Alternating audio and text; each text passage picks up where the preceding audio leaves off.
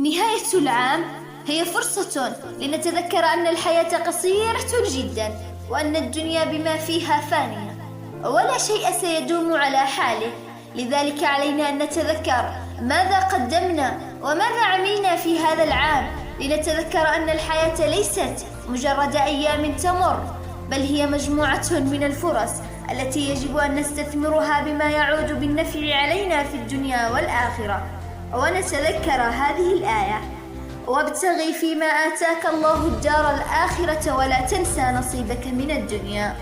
ابتدأ عام جديد، لا نعرف ماذا يحمل لنا من مفاجآت في طياته، خير أم شر، ولكننا نعرف أن الله من دبره ويسره، وأنه ستواجهنا صعوبات كثيرة في طريقنا، إلا أننا سنتجاوزها بإذن الله.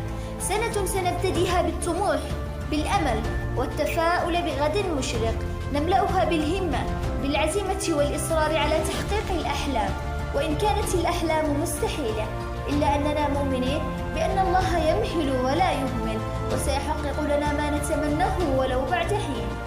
بداية السنة هي فرصة للنمو والتغيير، فرصة لحلم جديد وأمل جديد.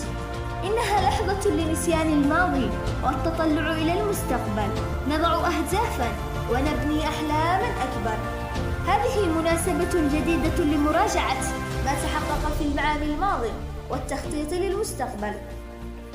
ولا تحزن إن لم يتحقق لك فيها شيء، عليك أن تسعى وتفتح آفاقا جديدة نحو أحلامك التي تأجلت.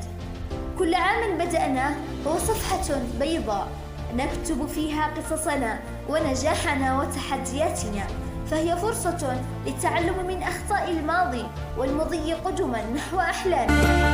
يومنا أقبل يوم ولى، عام غادر عام حلا، تجري